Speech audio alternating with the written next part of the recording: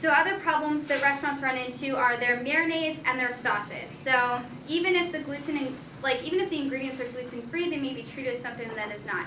So one big problem is steak marinated in soy sauce, which to me sounds really strange. I don't know who would marinate steak in soy sauce. Like, that's weird unless it's like beef teriyaki. But actually, it's really, really common at a lot of just typical like American steakhouses. They use soy sauce to marinate their steaks, which is bad. That's like a gluten-absorbed steak. Another problem is that people might not know what the marinade is made out of. So if you work at a really old steakhouse that's like, you know, family history or whatever, just they have a secret recipe, it probably means that only the owner makes the marinade. A lot of places do this, where they have like a secret family recipe. And so if that's the case, one person probably makes the marinade, and then the kitchen staff, they just use it. They don't really think about what's in it. And they certainly don't release the ingredients because it's a secret family recipe, and that's a huge problem when you need to know about allergens. Another problem is like wait staff who probably are unaware of recipes. So if you go to someplace like Sizzler, someplace where like the wait staff is not really involved with the products that they make, or just don't really care, like they're a cashier, like they don't care how they make the steak. They're not interested in, like, I don't know, culinary ventures. But that's a problem that people don't know, because, you know, someone who wasn't familiar with the process might be like, well, it's just a steak, like, that's fine. But actually the marinades are really important. Another problem is malt vinegar. This is used in a ton of sauces. So Caesar salad dressing typically has it, and Worcestershire sauce used to have it, but actually the biggest brand, like you guys all recognize this bottle, yeah? Okay, because this is like the monopoly of Worcestershire sauce. They're actually gluten-free now. They even have, it says gluten-free on their bottle, which is pretty exciting, but you don't know what brand people are using. So a lot of times if restaurants are using Worcestershire sauce in whatever sauce they're making, whether it be a salad dressing or a marinade, it probably isn't safe. Another thing is cream sauces. So you wouldn't think of cheese sauce or Alfredo sauce as being a problem, but actually most cheese sauces are thickened with a roux. And so what roux is butter that you melt and then you add flour and you cook it. So it doesn't really turn into a dough. It turns into a really, really thick sauce. And you add it to other sauces to make them thicker. It's what you put in gravy to make gravy have that like thick, gloppy consistency. And then the real killer for restaurants is soy sauce. So that's present in teriyaki, peanut sauce, ponzu sauce. Ponzu sauce is just soy sauce and lemon juice, essentially. And then spicy mayonnaise and spicy tuna rolls at sushi restaurants. So there are all these different things that if a restaurant wants to be gluten-free, they might think about what their sauces are made of and what their ingredients are there, but it's something that they would have to look into. Like, this isn't something that restaurant managers would probably know off the top of their head. They're going to need to produce an ingredients list and double check if they want to be gluten-free friendly. So yeah, Leanne Parents. I actually just bought this last night for the first time. So it's a cool story. Okay, customer service.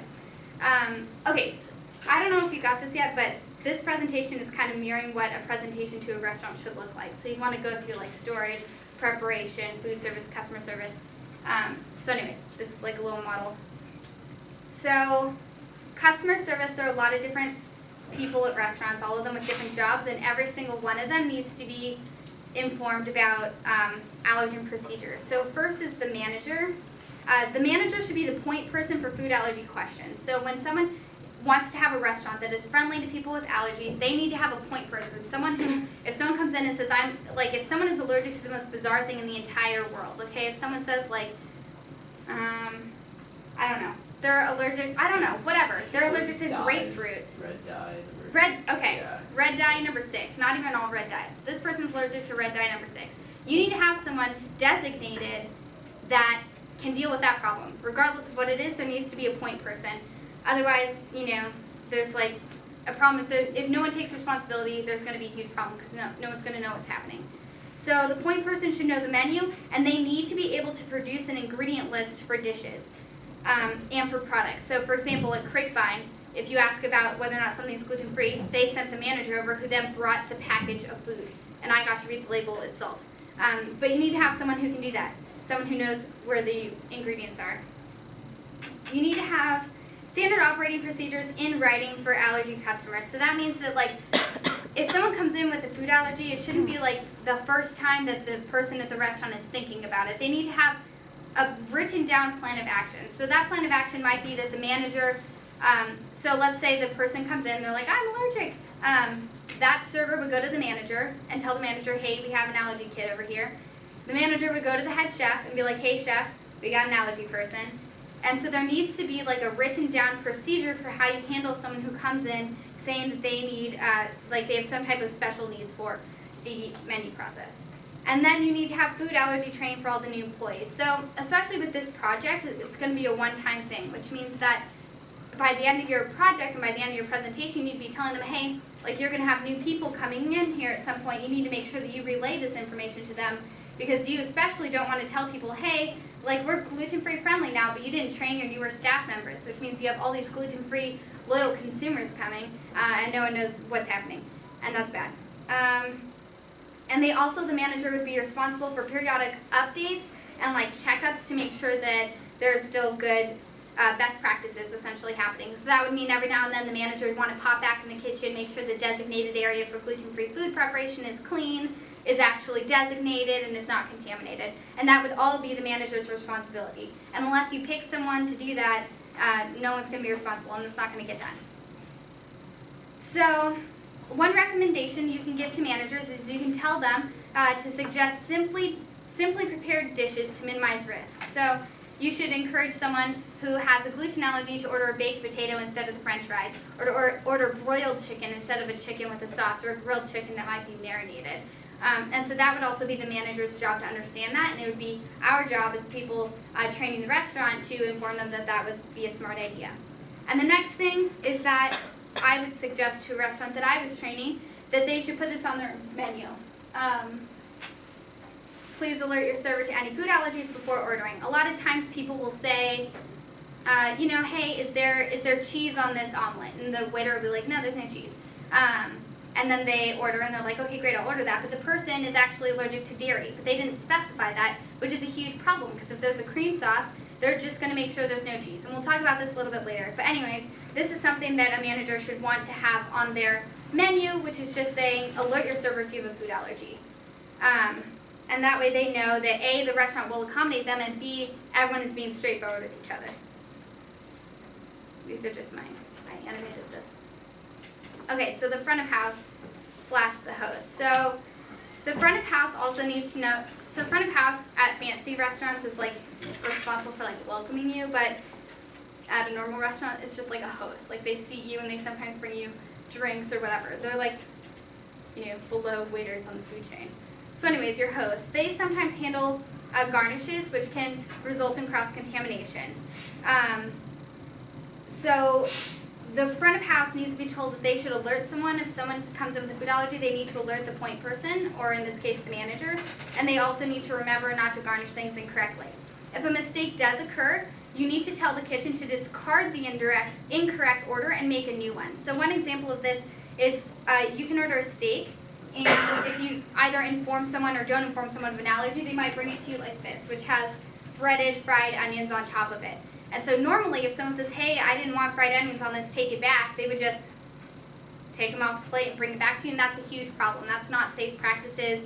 What they need to do is make an entirely new steak. And it's the hostess's job, or honestly it depends on like the format of the restaurant. They might not have a host or hostess, but whoever's handling the food, it is their job to make sure that a new steak is prepared and not simply, you know, removing the fried onions. And like the customer hopefully will be able to tell if you don't do it, but if they can't tell, they're going to have a reaction, which is a huge problem, especially in terms of liability. If a customer tells you they're gluten-free and you say that you're going to help them and then you don't, that's a problem, especially for liability.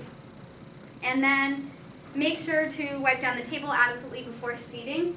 I think that this is important, but probably more important for like hive reactions. So I have, my cousin is dairy-free, and if she sits down at a table where someone spilled milk and they just wiped away, and if she put her hand down, her hand would like swell up.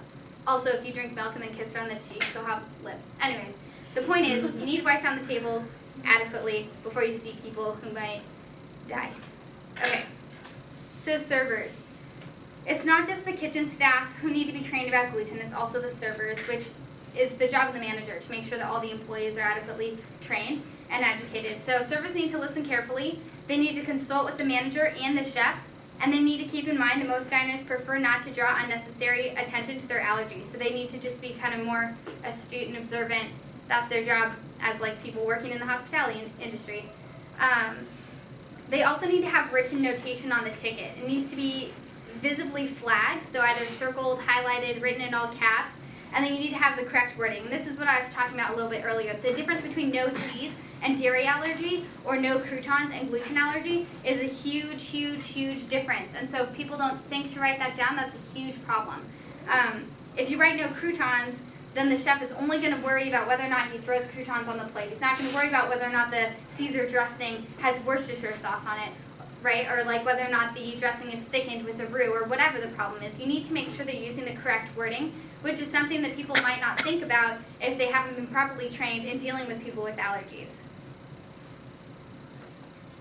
Okay, serving the order. So special orders should not be removed from the service window by anyone except the designated person. So if your restaurant decides that only managers will deal with gluten-free people, then it would have to be the manager. But it might just be your specific server for that table. So if you order, a lot of times at restaurants, have you ever noticed you order from one person, but then some random busboy or some random dude brings you the food and it's not your waiter, and they ask you like, who ordered this, because they have no idea.